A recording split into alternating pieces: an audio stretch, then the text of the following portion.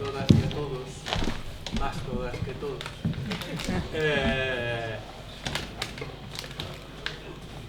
Soy Carlos Rodríguez, soy el vicesecretario general y coordinador de la Asociación de Directores de Escena de España y ella es Lucila Maquieira, directora, maestra, activista teatral. Hace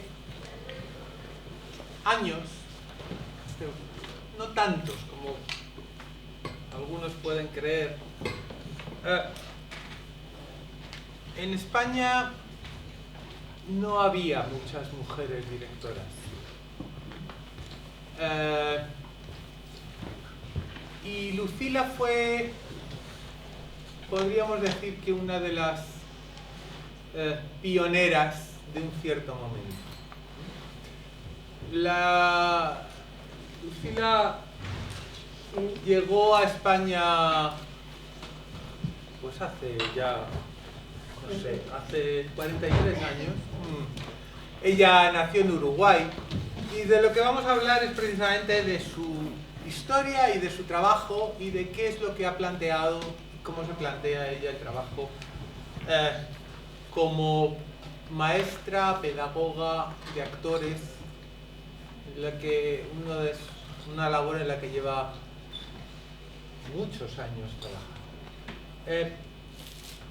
Lucila, lo primero que me gustaría es que nos contases quiénes fueron tus maestros.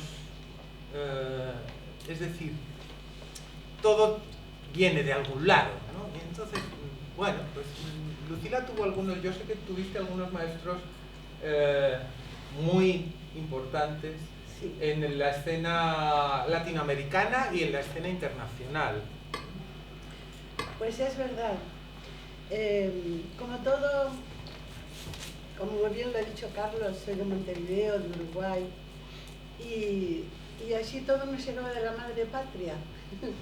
Por lo tanto, también algunos maestros eran oriundos de aquí, de España, y por los motivos conocidos de la época de la posguerra tuvieron que emigrar, y allí tuvimos la suerte de que llegaran a nuestro país no solamente actrices como Margarita Xirgu, que fue la directora de la Escuela Municipal de Arte Dramático de Montevideo, donde tuve el placer de ser alumna. Eso fue muy importante para mí, ¿no? La de Margarita Xirgu, porque pude conocerla personalmente, aunque mi trato con ella fue hola y adiós. Creo que ni me miraba en esa época, porque claro, nosotros recién comenzábamos la Escuela de Arte Dramático y ella era quien era, ¿verdad? Pero yo creo que lo importante de toda esta época es que, como me preguntabas, mis primeros maestros, mi primer maestro fue Atahualpa del Chopo, que sé que aquí ha sido realmente ampliamente conocido, que es una persona entregada al teatro, un especialista en Brecht, absolutamente, y además fundador del Galpón. Exactamente, fundador de la Sala del Galpón, que era en esa época un teatro independiente en Montevideo, estaba en la calle Mercedes, era un local pequeñito y se llamaba El Galpón, porque entre otras cosas sus techos eran de zinc, y cuando llovía, esa cosa tan bonita de la lluvia como golpea en el techo, ¿no? Luego con los años pues también eso ha cambiado positivamente y tienen una espléndida sala en 18 de julio. Pero ¿cómo conocí a Atahualpa? Pues en un espacio que se llamaba el aula escénica del Liceo Nocturno. Era el Instituto Vázquez Acevedo, donde hacíamos lo que sería preparatorios, los 2 años antes de entrar a la universidad. Y él, los sábados, por la noche, a las 11 de la noche, cuando terminaban sus funciones de teatro, él tenía un pequeño grupo en el que pude entrar, ¿vale? Y él fue mi primer maestro de teatro. Lo importante era el trabajo que él hacía, ¿no?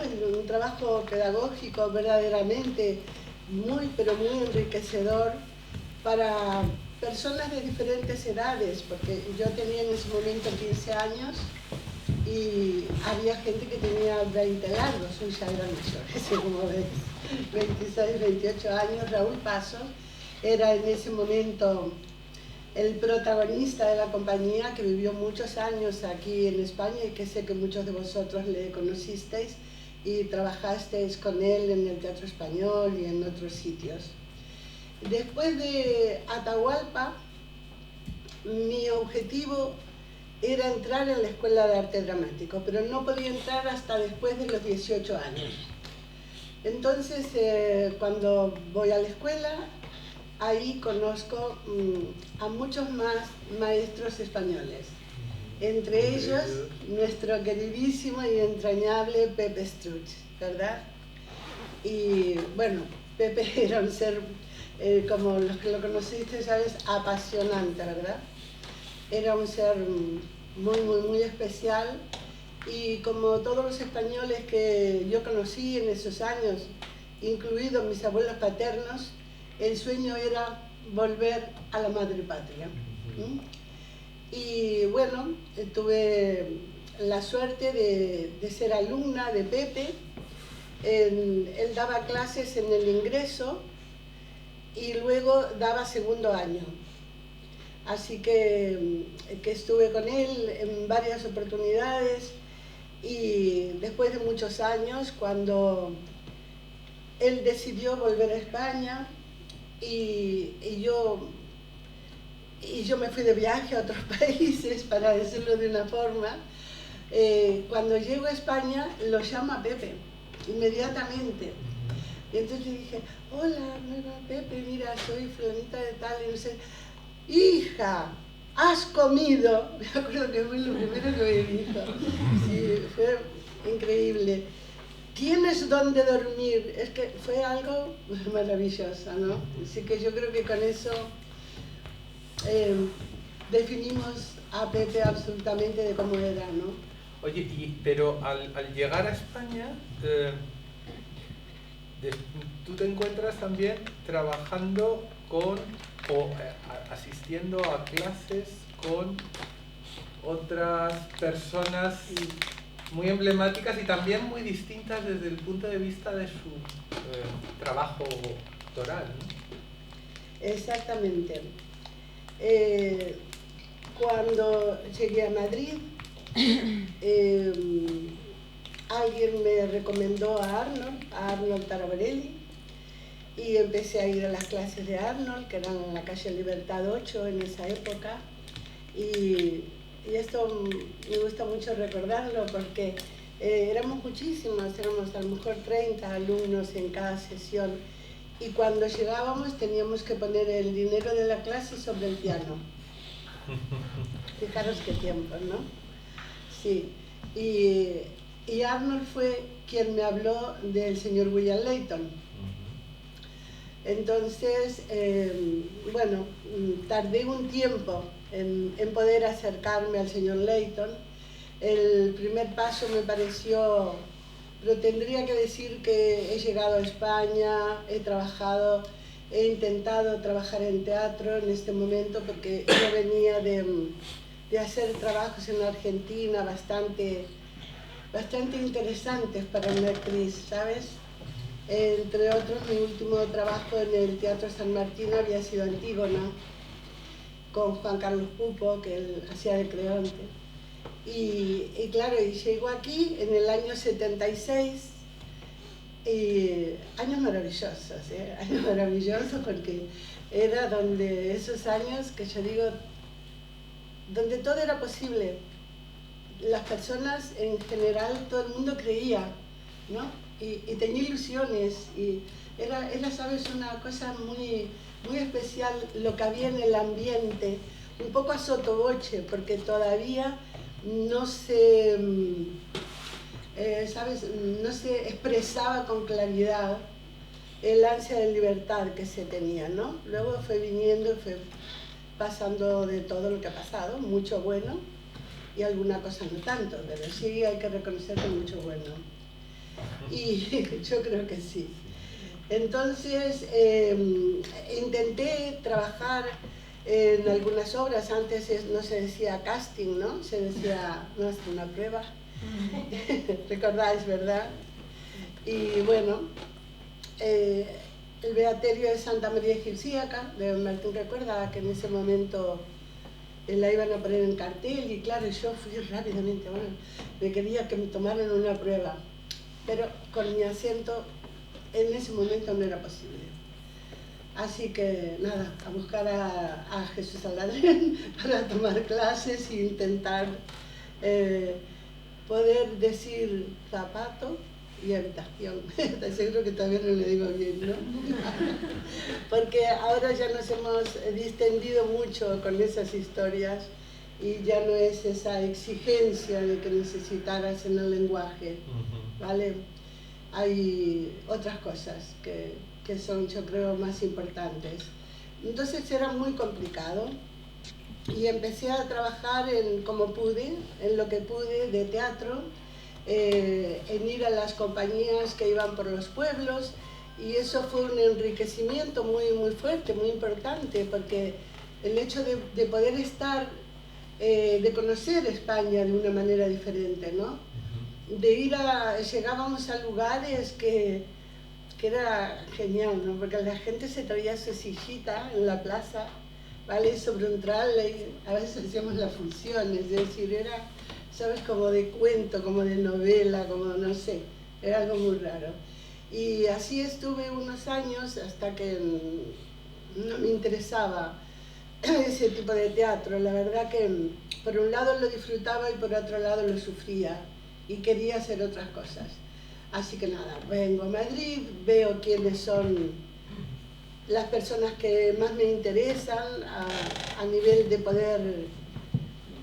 Necesitaba encontrar un espacio para tener un sentido de pertenencia en este país. Era como muy necesario para mí, ¿no? Y cosa que luego lo conseguí por medio de nuestra asociación de ADE. Pero en ese momento me interesaba mucho el trabajo de José Carlos Plaza. Realmente me parecía muy importante. Además, él trabajaba mucho teatro clásico y yo era algo que añoraba, porque en Uruguay habíamos hecho mucho teatro clásico, ¿no? Y no había en ese momento aquí muchas posibilidades de hacerlo. Entonces, bueno, después de una serie de vicisitudes, conseguí entrar en el primer curso, creo que él dio en Madrid, para directores de escena. Y por ese camino fui acercándome al señor Leighton. Pero creo que he hablado mucho. No, es que quería que llegásemos a Leighton, porque yo creo que además hay una cosa que no has contado. Tú pudiste conocer y recibir clases de Lee Strasberg.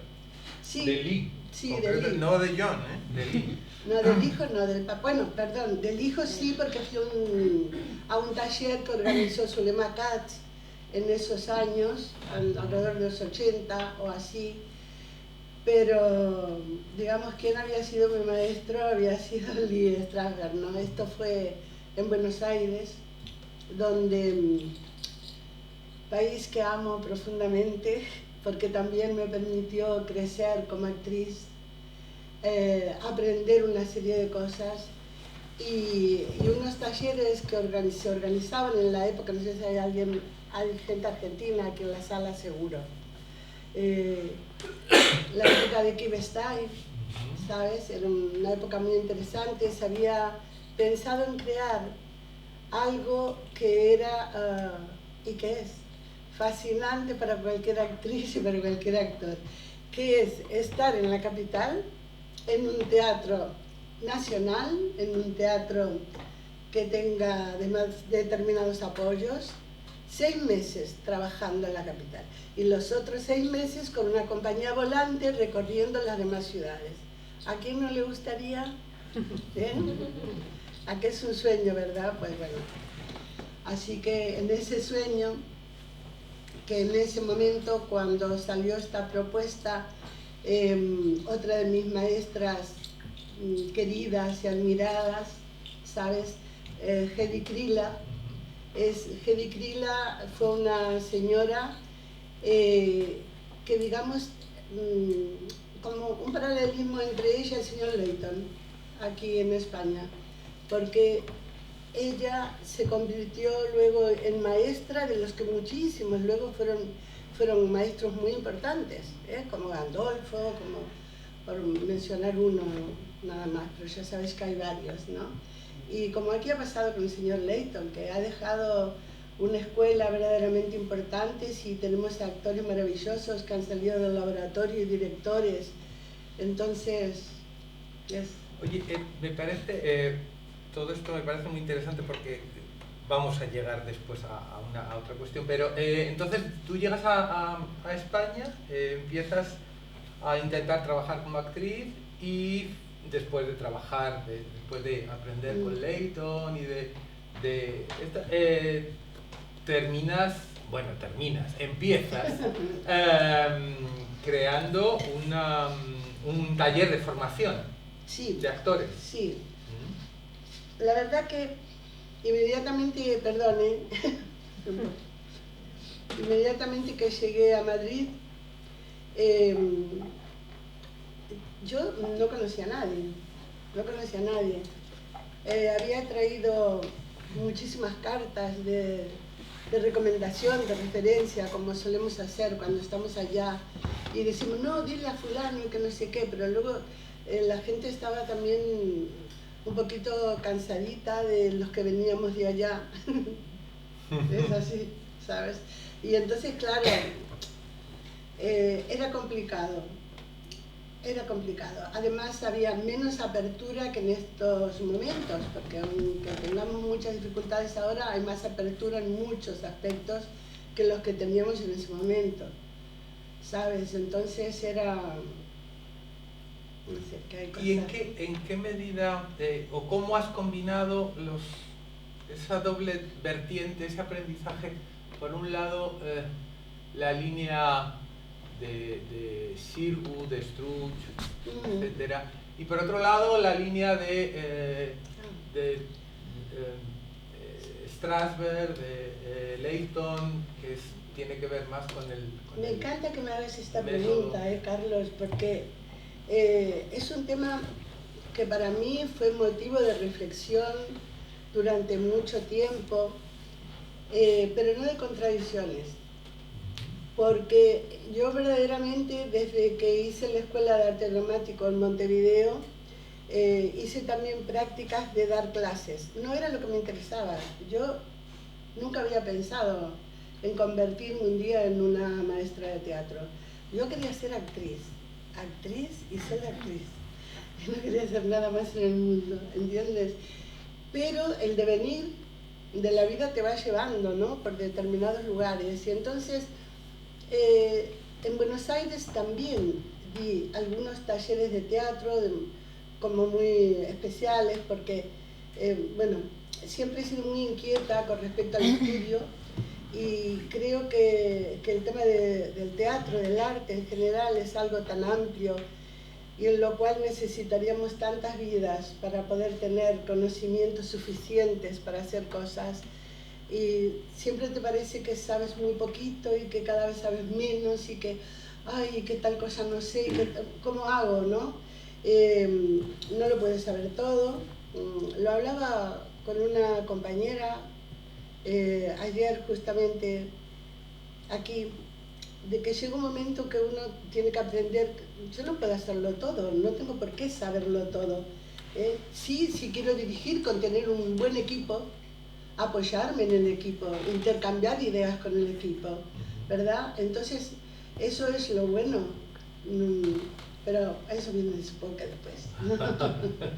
Sí, que no me quiero adelantar. Sí, Bueno. pero lo que te decía es, en esa doble Sí. vertiente, ¿con qué te has quedado? ¿Con cada... Mira, me pasó una cosa que así, al transcurrir el tiempo piensas, a ver, ¿qué he hecho? ¿Cómo lo he hecho? ¿No? Cuando empecé a dar clases aquí en España y monté mi espacio de teatro, el taller actoral, que justamente se llamaba taller actoral porque el espacio que habíamos creado con Roberto Durán, uno de mis maestros, hace adorar, mi último maestro en Argentina, fue él, y le llamaba al espacio taller actoral, en homenaje a él, que falleció en el año 83, ¿sabes? En un momento que yo estaba por dirigir el Guernica aquí. Decidí ponerle a mi espacio taller actoral. Y empecé a trabajar.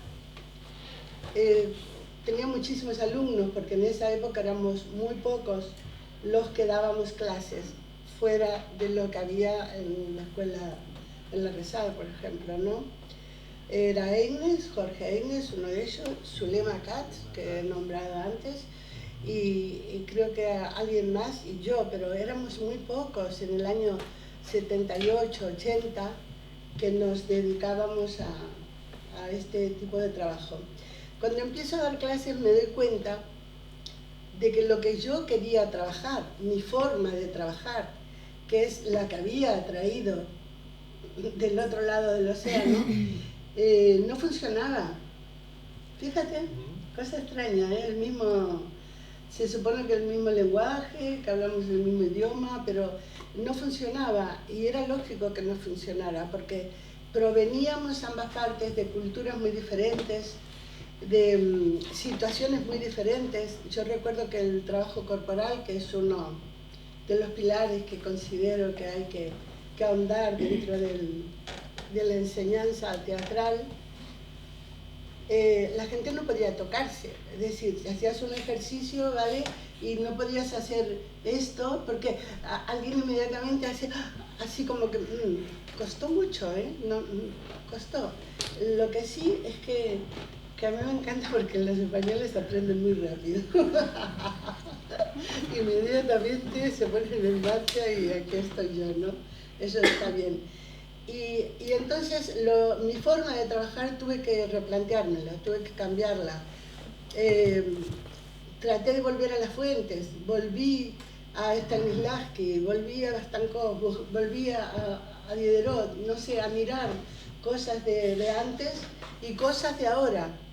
Por eso me interesaba mucho José Carlos Plaza, porque a mí me gustaban mucho sus montajes y seguro que me tenían que gustar sus clases. Así que esto fue estupendo, ¿no? Y luego el paso de él al señor Leighton fue nada. En cuanto se creó la escuela en Carretas, ¿no? Entonces ya estuve ahí. El gran placer de mi vida, porque fueron años duros. Los años del exilio siempre son años duros, aunque luego uno los recuerde con una sonrisa, ¿verdad? Y yo sentí que no solo como actriz, que ya no actuaba, más que en alguna cosa como muy esporádica, así, ¿no? No podía actuar, pero las contradicciones de este mundo nuestro. Sí trabajaba en una radio, fijaros. Eso no sé, creo que no lo sabes. Sí, trabajé un tiempo en una radio recomendando evidentemente teatro, libros, etc. Y tú dices, ¿qué hago? ¿Cómo hago? ¿Cómo? ¿Sabes? Pero uno continúa y va descubriendo cosas y sobre todo sumando cosas. Yo creo que lo importante es sumar, ¿sabes? Y entonces el señor Leighton, a través de sus clases y de la amistad que luego nos unió, yo sentí que fue una persona que me ayudó muchísimo en recuperar mi autoestima. Sí, fue muy importante, porque en los trabajos Me acuerdo sobre todo de un trabajo que hicimos de clase de Chekhov, de las tres hermanas, ¿no? Que trabajé, bueno, con algunas de personas que en este momento son unas actrices conocidas, conocidas sobre todo por lo buenas que son como actrices, ¿no? Entonces, ellas venían a mi estudio, a la calle Santa Cruz de Marcenado, a mis clases donde yo daba las clases de teatro, y preparábamos con ellas las escenas que luego mostrábamos al señor Leighton, ¿sabes? Entonces era todo muy rico, muy rico. Y después decidiste enfocarte un poco en un tipo de trabajo teatral y social. Sí, cuando me di cuenta de que tenía que cambiar, digamos, un poco la forma de trabajar con los alumnos, yo creo que eso fue importante, ¿no? Porque fue un paso adelante en muchas cosas. Como decía, eran años muy, muy ricos para nuestra sociedad y yo siempre estuve, desde alguna manera, inmersa dentro del tema social. Entonces he trabajado mucho dentro del tema social, también en Argentina, y he hecho muchas cosas. Y entonces también con maestros bastante talentosos, como decíamos allí, ¿sabes? Y entonces fue muy importante. Y aquí, por las circunstancias de la vida, yo estuve en Buenos Aires, en la escuela de Pichon Rivière, ¿sabes? Que era como una experta en trabajos con grupos operativos, donde sobre todo se trabajaba mucho el tema social. Y eso me ayudó mucho. Cuando llego a España y buscando trabajo, uno de los trabajos fue en colegios con las APAs, y era muy gracioso porque no podías decir que hacías expresión corporal, por ejemplo, porque ¿qué era eso de expresión corporal? Que la gente hace unas cosas raras con el cuerpo, era muy raro, eso era muy raro y la gente se ponía muy en contra. Entonces, bueno, yo hacía una tabla de gimnasia y a partir de la tabla empezábamos a generar otra serie de ejercicios que terminábamos con una puesta en común de todo el grupo sentados, todos así en círculo, donde podíamos mirarnos verdaderamente como estamos nosotros ahora, ¿no? Mirándonos, y la gente empezaba a hablar, que era el objetivo, ¿no? Produciendo un cambio, pero absolutamente importante en el trabajo con la gente. Y luego, pues, dentro del tema social, como decías, trabajé en un proyecto en el cual participaron más de 2.000 mujeres de la Comunidad de Madrid, organizando unos cursos, por ejemplo, electricidad, carpintería, si te acuerdas algún nombre, dímelo, porque estabas en esa época. A ver, todos estos cursos que teníamos, ¿qué le poníamos en estos cursos? Primero que nada, hacíamos un trabajo corporal y un trabajo teatral. Voy a llamarlo simplemente un trabajo teatral. ¿Por qué? Porque parto de la base que desde el momento en que nacemos ya podemos empezar a ser actores, ¿no? Desde bebé estamos con el tema de la imitación. A partir de los 3 años, cuando ya se hacen parvulitos y tal, los niños empiezan a relacionarse entre sí, ¿no? Relacionarse uno con el otro. Luego ya un poquito más grandes aparecen que se incorporamos a un tercero o a otros elementos. Y entonces se va creando toda una cadena, esto hasta que eres mayor, porque no es verdad que cuando somos mayores no aprendemos. No es verdad, ¿eh?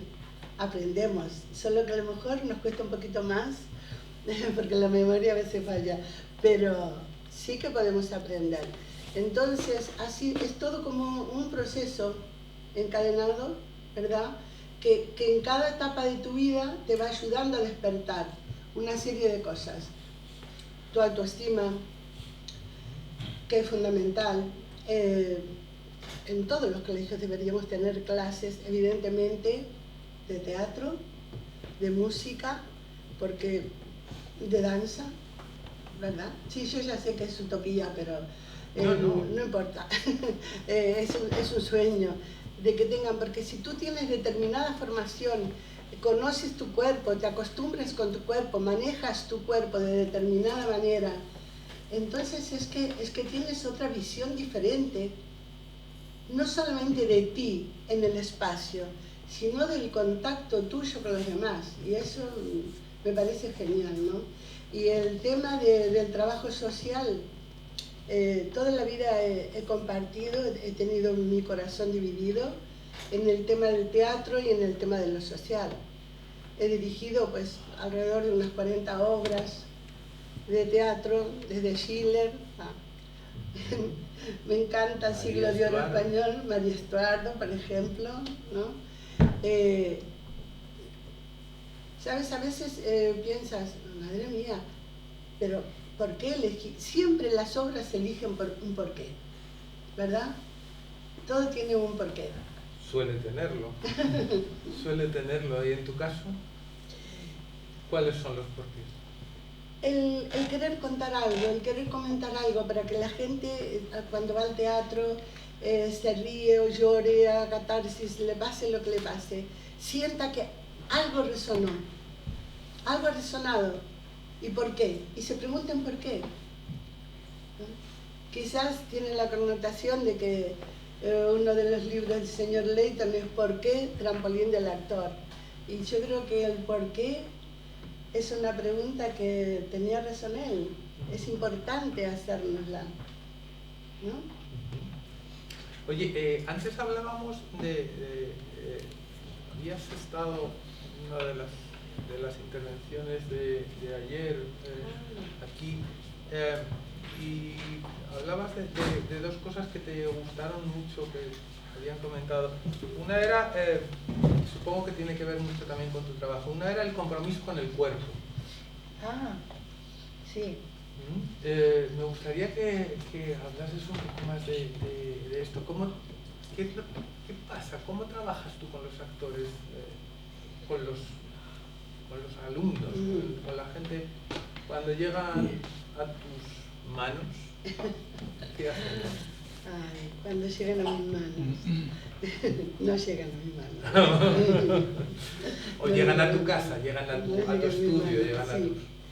Pues yo creo que lo primero, ¿sabes?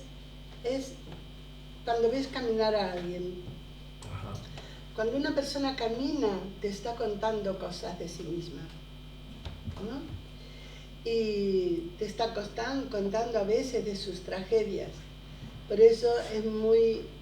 Cuando reconoces a una mujer que ha sufrido maltrato, ¿no? Evidentemente tú lo ves desde una postura corporal determinada, desde una manera de andar, ¿no? Y cuando una persona pues, está relajada y tranquila, ¿sabes? O aquí estoy yo y no pasa nada, ¿sabes? Como al ser juzgado por los demás. Entonces, ¿cómo trabajo con ellos? Pues para mí hay cosas que son básicas como para todos los enseñantes, ¿verdad? Yo creo que somos una unidad biopsicosocial y desde esa es la base que tenemos que partir. Es decir, la mente, el cuerpo, las emociones, todo forma al final una unidad. El poder transmitir las emociones, el poder sentirlas, el poder manejarlas, el poder... mis alumnos a veces se ríen cuando yo digo, a ver, pero en este momento quien tiene que llorar es el público que ha pagado la entrada para eso. Tú no, porque además si no es un buen maquillaje, se te corre, te pones fatal, ¿eh? Entonces para eso están los ensayos, para llorar, para uno sacarse todas esas cosas que... Yo recuerdo que cuando era pequeña me encantaba leer a Walt Whitman, ¿sabes?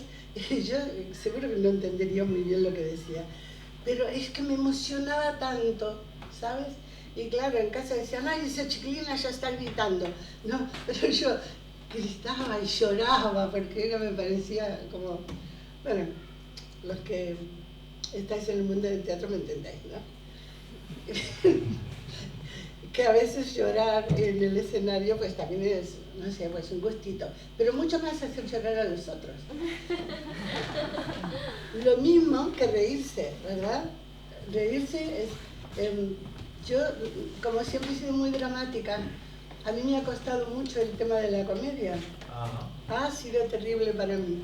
Pero cuando de pronto descubrí que algo que se me había ocurrido desde la dirección que se hiciera, se incorporara en la escena y que de pronto eso llegaba al público de una manera y la gente se reía, fue, ¿sabes? Fue fascinante. Es decir, yo quiero más, pero bueno,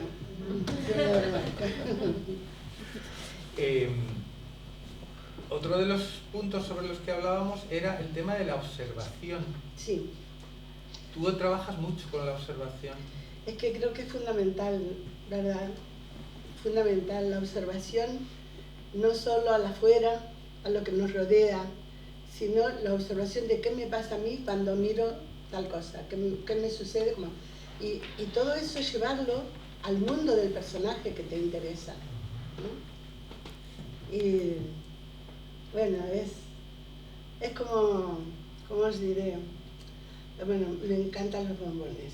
Entonces, sí, como un bombón súper delicioso, ¿sabes?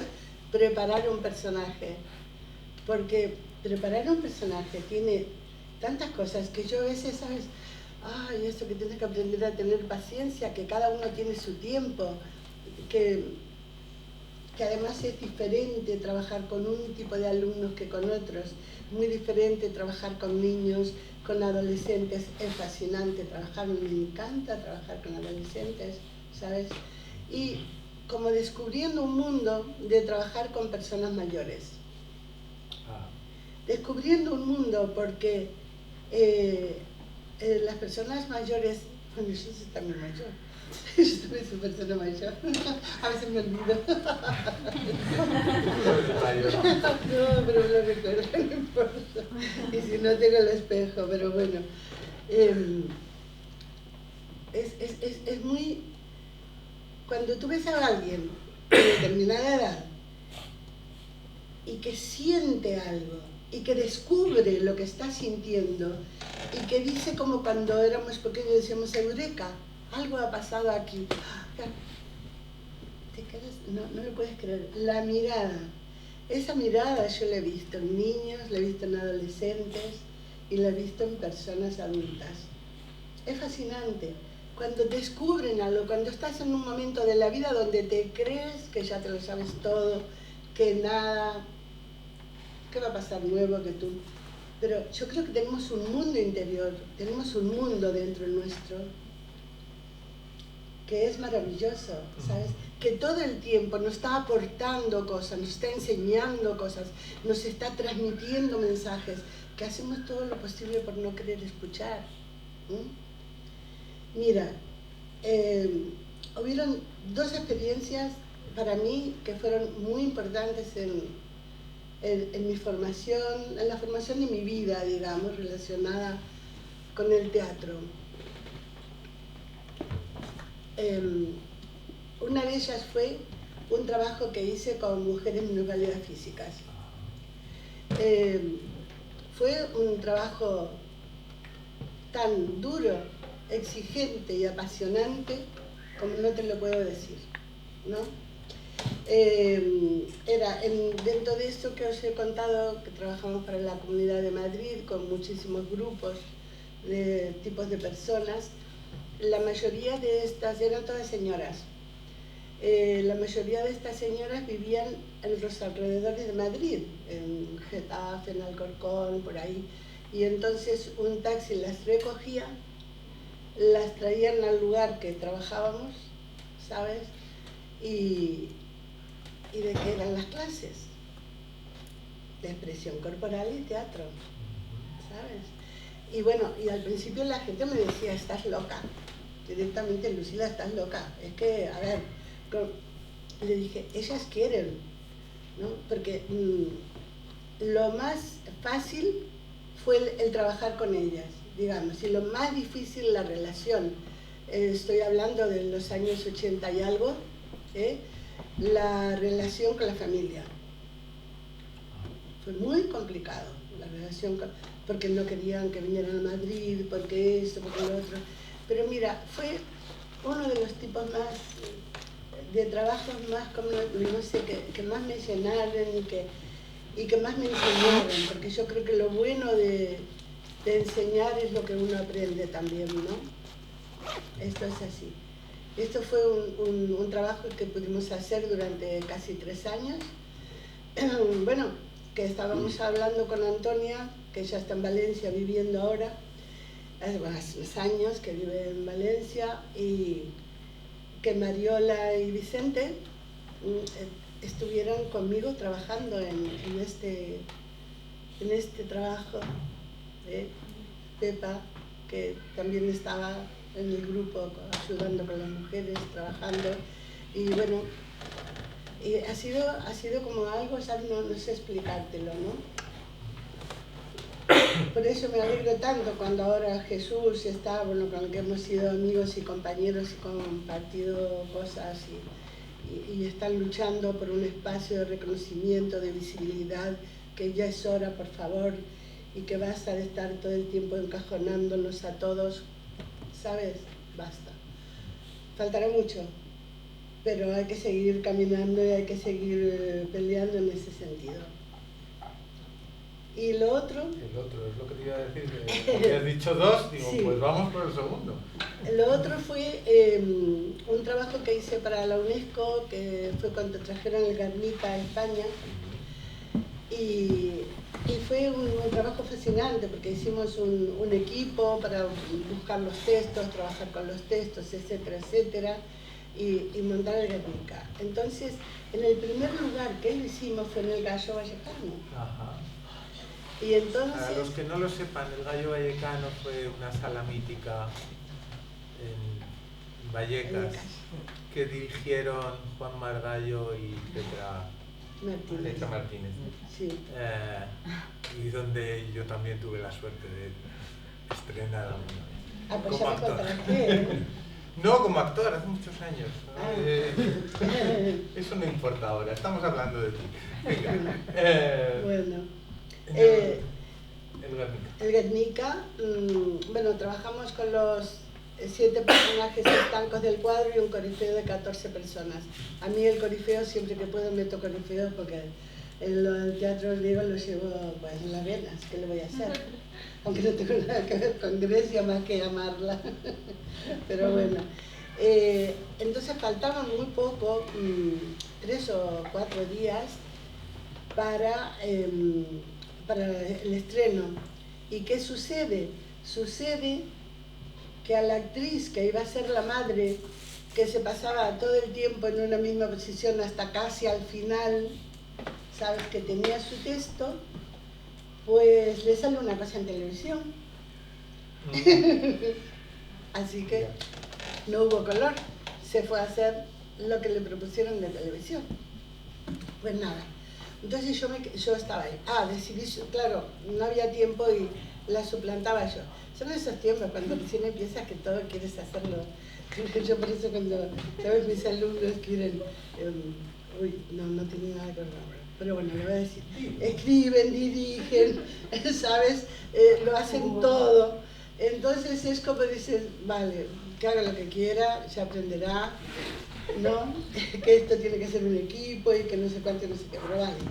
Entonces yo estaba ahí y en un momento sentía que mi asistente de dirección estaba meta a cuchillar y yo no podía matarlo porque no me podía mover, no podía hacer no podía hacer nada, fue terrible. Entonces yo me di cuenta que mi cabeza no estaba en ese momento en mi personaje, sino que mi cabeza estaba en otro sitio, en qué estaba pasando, qué estaba cada uno, sí, la mirada, ¿no? La mirada que es fundamental. Es decir, se había impuesto la directora sobre la... Totalmente. Ahí me di cuenta y luego de eso muy pocas veces he hecho alguna cosilla, ¿sabes? Pero bueno, porque han sido exalumnos que van a hacer tal cosa y me lo piden, y soy incapaz de decirle que no. Y así que esas son las dos cosas que no quería dejar escapar. Has hablado del equipo y que yo quería que contases un poco cómo trabajas tú, cómo es tu relación con el equipo, con el equipo que cuando vas a hacer algo, cuando vas a montar un espectáculo, cuando vas a trabajar, ¿qué pasa? ¿Cómo trabajas con todo el equipo? Pues, a ver, una es la visión que yo tengo y otra es la que tienen los demás. De momento hablemos de la visión que tú tienes. Y luego los demás dirán, pues es una tirana. Yo lo que creo es que alguien ha tenido la idea, en este caso el director o la directora, ¿verdad? Que tú tienes la idea, que tú tienes el montaje en tu cabeza y que tú quieres defender tu propuesta. Pero eso no significa no estar abierta a las sugerencias de los que saben. Por ejemplo, yo no sé de escenografía, ni de vestuario, ni de luminotécnica, aunque aprovechábamos los cursos con Miguel Ángel para, por lo menos para aprender a pedir, ¿no? Quiero tampoco que, bueno, ya pedir es, ¿verdad? Pero no es fácil. Entonces, sí, escuchar sugerencias. Bueno, yo me trabajo mi texto, mi guión, cuando puedo, porque uno no siempre puede trabajar como quiere. Luego hay una serie de condicionamientos a tu alrededor que te obligan a que hagas cosas que no tienes ganas. Pero bueno, yo trato de ir transando y de ir escuchando. En la medida, sí veo, sí siento que la propuesta que me están haciendo los actores, evidentemente, sobre todo los actores, con respecto a su personaje, yo cambio. Yo puedo cambiar, ¿sabes? Pero claro, esto no es una cosa de que tú vienes y quieres esto y tú quieres... No, momento. Organización. Bueno. ¿Y qué les pides a los actores? Que amen lo que hagan. Que amen sobre todo su trabajo. Que se enamoren de sus personajes. Que no juzguen a sus personajes. Que defiendan a sus personajes. Que crean en ellos. Que permitan que el personaje crezca dentro de cada uno y que el personaje te dé lo mejor, que le escuches.